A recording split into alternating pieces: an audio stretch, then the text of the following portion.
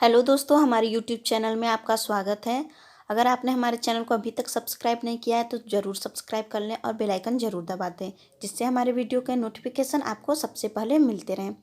तो दोस्तों, जैसा कि हम आपके लिए डेली क्वेश्चन लेकर आ रहे हैं, आज हम फिर क्वेश्चन लेकर आए हैं जो आपकी एग्ज़ाम में बहुत हेल्पफुल रहेंगे। तो इसमें हम सबसे पहला क्वेश्चन देख लेते हैं। माला एन में लेवोनार्जेस्ट्राल की मात्रा कितनी होती है? सभी को पता होगा कि माला एन जो होता है उसमें लेवोनार्जेस्ट्राल मिक्स होता है, तो उसकी मात्रा कितनी होती है, कितने mg लेवोनार्जेस्ट्राल की मात्रा होती है? तो ऑप्शन देख लेते हैं। 0.10 mg, 0.15 mg, 0.20 mg, 0.25 mg। तो इसका राइट आंसर होगा ऑप्शन नंबर बी, 0.15 mg। जो मालायन होता है उसमें लेवोनार्जेस्ट्राल 0.15 mg मिला होता है। दोस्तों, आप सभी क्वेश्चन का आंसर गेस करके कमेंट में बताते रहिए। अगर आपको जल्दी ही आंसर पता चल जा रहा है तो वीडियो को पॉज करके तब आंसर को बताइए, तब आगे देखिए। तो हम नेक्स्ट क्वेश्चन देख लेते हैं। ओवुलेशन में सहायक हार्मोन, ओवुलेशन यानी कि अंडोत्सर्ग में सहायक हार्मोन कौन सा है? ऑप्शन है LH यानी कि ल्यूटिनाइजिंग हार्मोन, FSH यानी कि फॉलिकल स्टिमुलेटिंग हार्मोन, HCG यानी कि ह्यूमन कोरियोनिक गोनाडोट्रोपिन हार्मोन, और ऑप्शन नंबर डी है प्रोजेस्टेरॉन। तो इसका राइट आंसर हो जाएगा option number A, LH luteinizing hormone. Luteinizing hormone जो होता है वो ओवुलेशन में हेल्पफुल होता है, इसलिए इसका answer option number A, LH सही हो जाएगा। दोस्तों, हम आपके लिए सभी इंपॉर्टेंट क्वेश्चन लाए हैं, तो आप ध्यान से देखते चलिए सभी क्वेश्चन को। वीडियो को लास्ट तक जरूर देखें, वीडियो को लाइक करना ना भूलिए। अभी तुरंत अपने दोस्तों को शेयर जरूर कर दीजिए। नेक्स्ट क्वेश्चन देख लेते हैं। फीमर और पेल्विक बोन को जोड़ने वाले स्थान को क्या कहा जाता है? फीमर और पेल्विक बोन को जोड़ने वाले स्थान को क्या कहा जाता है? तो ऑप्शन देख लेते हैं। कैविटी, एसिटाबुलम, क्रेनियम, पटेला। तो जैसे कि ये यहाँ पे ऐसे पेल्विक बोन हो गया और यहाँ से इस तरीके से दोनों साइड फीमर जुड़ी होती है, तो इस वाले स्थान को क्या कहा जाता है? इस वाले स्थान को क्या कहा जाता है? ये क्वेश्चन यही पूछ रहा है कि इस वाले स्थान को क्या कहा जाता है। तो इस वाले स्थान को एसिटाबुलम कहा जाता है। ऑप्शन है ना एसिटाबुलम, तो ऑप्शन नंबर बी सही हो जाएगा, एसिटाबुलम। नेक्स्ट क्वेश्चन है। रक्त का थक्का जमने में सहायक विटामिन, रक्त का थक्का जमने में सहायक विटामिन कौन सा है? तो ऑप्शन है option A, option B D, option C के, ऑप्शन डी सी। इसका राइट आंसर हो जाएगा ऑप्शन नंबर सी, विटामिन के। जो विटामिन के होता है इसका रासायनिक नाम नेफ्थोक्विनान होता है और यह रक्त का थक्का जमने में सहायक होता है। जैसे कहीं भी कट या फट जाता है तो जो ब्लीडिंग लगातार होती है, अगर शरीर में विटामिन के की कमी होती है तो वो लगातार ब्लीडिंग होती रहती है। अगर विटामिन के पर्याप्त मात्रा में शरीर में है तो रक्त का थक्का जम जाता है, जिससे ब्लीडिंग रुक जाती है। और एक क्वेश्चन यहाँ पर और बनता है कि रक्त का थक्का न जमने में सहायक कौन होता है? तो जैसे कि रक्त है तो उसको जमने में कौन सहायक नहीं होता है? तो उसका आंसर हो जाएगा हिपैरिन। जो हिपैरिन होता है, हिपैरिन ये रक्त का थक्का जमने से रोकती है। हिपैरिन रक्त का थक्का जमने से रोकती है और विटामिन के रक्त का थक्का जमाने में सहायक होती है। नेक्स्ट क्वेश्चन है। कंधे की हड्डी का क्या नाम है?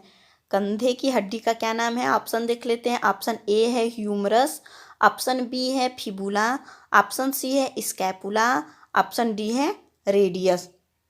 इसका राइट आंसर हो जाएगा ऑप्शन नंबर सी, स्कैपुला। कंधे की हड्डी जो होती है वो उसको स्कैपुला कहा जाता है और ह्यूमरस जो होता है वो हाथ में पाया जाता है, फिबुला जो होता है वो पैर की हड्डी होती है और रेडियस जो होती है ये भी हाथ की हड्डी होती है। जैसे हाथ है इस टाइप में है, इस टाइप में है। तो ये वाली जो हड्डी है ये ह्यूमरस है और इसमें एक रेडियस हड्डी होती है, एक अल्ना हड्डी होती है। इसमें दो हड्डियां होती हैं, यहाँ वाले हाथ में दो हड्डियां होती हैं, एक रेडियस और एक अल्ना। नेक्स्ट क्वेश्चन है सबसे बड़ी कोशिका। सबसे बड़ी कोशिका कौन सी है? ऑप्शन देख लेते हैं। ऑप्शन ए है स्पर्म, ऑप्शन बी है ओवम, ऑप्शन सी है न्यूरॉन, ऑप्शन डी है स्किन। इसका राइट आंसर होगा option number B, ovum. Ovum जो होता है वो सबसे बड़ी कोशिका होती है। अगर सबसे छोटी कोशिका की बात करें, अगर सबसे छोटी कोशिका तो हो जाएगा इसका आंसर स्पर्म। स्पर्म जो होता है वो सबसे छोटी कोशिका होती है और सबसे बड़ी कोशिका ओवम होता है। और शरीर का सबसे बड़ा अंग, सबसे बड़ा अंग की बात करें तो सबसे बड़ा अंग स्किन यानी कि त्वचा होता है। नेक्स्ट क्वेश्चन देख लेते हैं। एक उपकेंद्र यानी कि सब सेंटर कितने जनसंख्या को कवर करता है? एक उपकेंद्र कितने जनसंख्या को कवर करता है? इसका ऑप्शन है 5,000, 7,000, 10,000, 12,000। तो इसका राइट आंसर होगा ऑप्शन नंबर ए, 5,000। एक उपकेंद्र 3 से 5,000 की जनसंख्या को कवर करता है। 3,000 की जनसंख्या जो होता है वो पहाड़ी क्षेत्रों में कवर करता है और मैदानी क्षेत्रों में 5,000। तो इसका सही आंसर हो जाएगा 5,000। नेक्स्ट क्वेश्चन और इम्पोर्टेंट क्वेश्चन देख लेते हैं। आधुनिक नर्सिंग की जनक, आधुनिक नर्सिंग की जनक किसे कहा जाता है? तो ऑप्शन देख लेते हैं।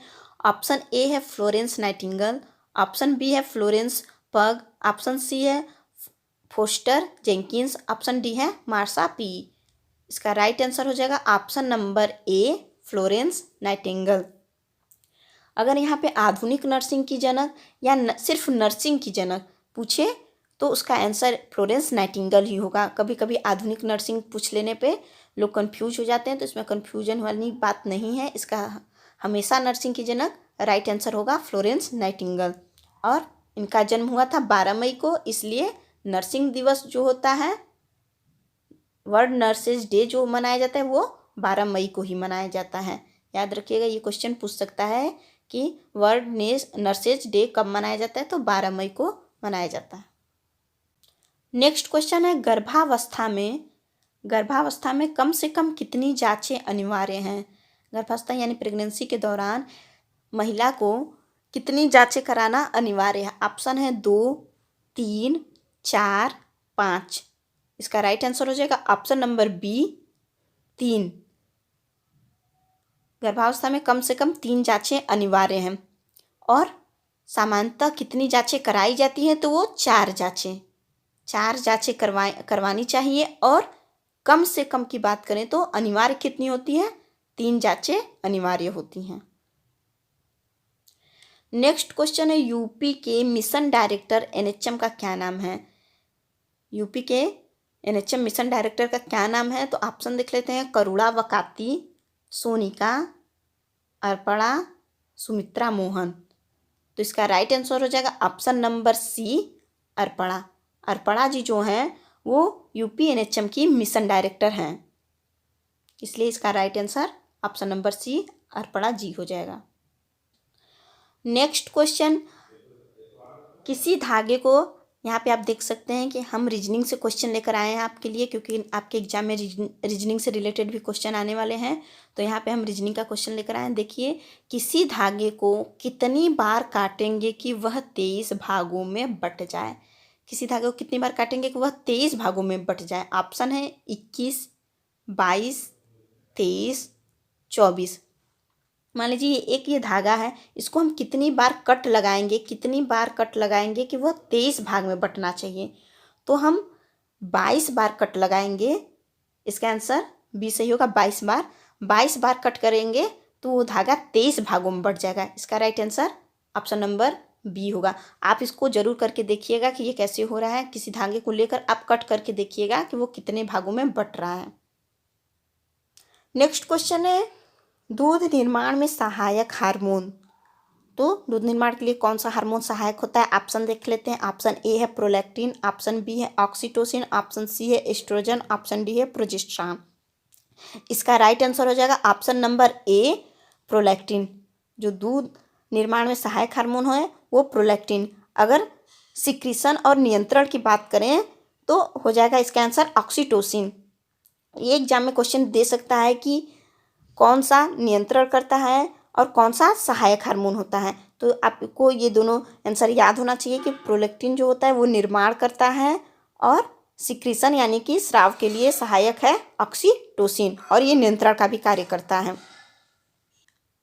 नेक्स्ट क्वेश्चन है मेंस्ट्रुअल साइकिल में सेक्रेटरी फेज कितने दिनों का होता है। तो सेक्रेटरी फेज जो होता है वो कितने दिनों का होता है। ऑप्शन देख लेते हैं 12, 13, 14, 15। इसका राइट आंसर हो जाएगा ऑप्शन नंबर सी 14। जो सेक्रेटरी फेज होता है वो 14 दिन का होता है। नेक्स्ट क्वेश्चन फिर रीजनिंग से है, आप देख लीजिए।